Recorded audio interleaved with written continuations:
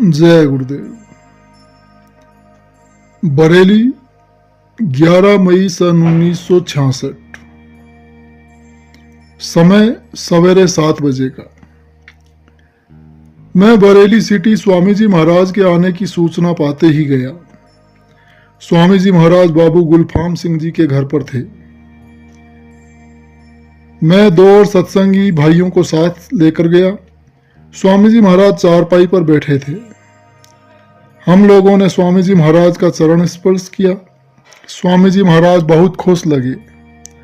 हम लोगों से स्वामी जी महाराज ने बातें की। करीब आधा घंटा तक हम लोग स्वामी जी महाराज के पास बैठे रहे और फिर बाहर चले आए। स्वामी जी महाराज फिर लेट गए। 1 घंटे के बाद जब कुछ और सत्संगी भाई आ गए तो मैं फिर दर्शनों के लिए स्वामी जी महाराज के पास गया। उस समय स्वामी जी महाराज चादर ओढ़कर सो रहे थे। लगभग 10 मिनट के बाद मैं फिर गया। स्वामी जी महाराज उस समय जगे हुए थे। सभी भाइयों के साथ मैं भी पास में बैठा। स्वामी जी महाराज ने सबसे बात की। मैंने स्वामी जी महाराज से अपने क्वार्टर पर रहने के लिए प्रार्थना किया। स्वामी जी महाराज ने प्रार्थना को स्वीकार कर लिया और दया की। मेरे क्वार्टर का पता स्वामी जी महाराज स्वयं नोट किए। फिर गुरु महाराज का हुक्म पाकर मैं उनके पास से चला आया। 4 बजे शाम को फिर मैं स्वामी जी महाराज के पास गया। उस समय स्वामी जी महाराज स्नान कर रहे थे।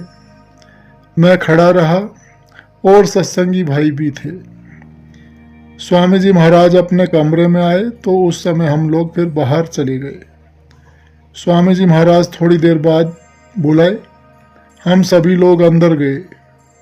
स्वामी जी महाराज के लिए चाय लाई गई। स्वामी जी महाराज ने चाय पी। स्वामी जी से मैंने कहा कि सरकार, अभी तक हम लोग इंतजार किए, आप आए नहीं।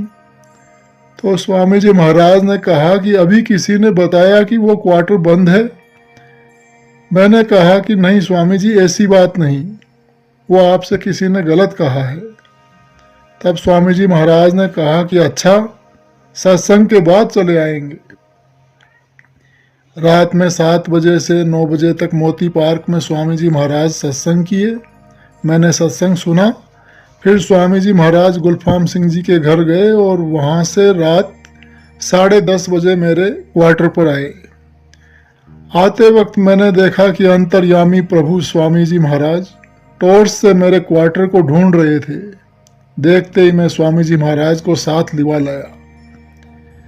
स्वामी जी महाराज अपने कमरे में गए। उन्होंने कहा कि ये बिस्तर उठा लो और हमारा बिस्तर लगा दो।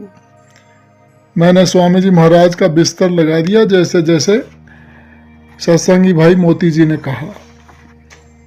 थोड़ी देर तक स्वामी जी महाराज ने सत्संगी भाई जो वहाँ उस समय थे उनसे बातचीत किए। फिर बाहर तेज आंधी आई, बिजली गिरी तो मेरे क्वार्टर की बत्ती वगैरह सब बुझ गई। तो मालिक ने मोमबत्ती और कड़ू के तेल के दिया बाती के प्रकाश में भोजन किया। भोजन के बाद स्वामी जी महाराज 1-2 बार बाहर आए और परिवार के सभी लोगों से बातचीत किए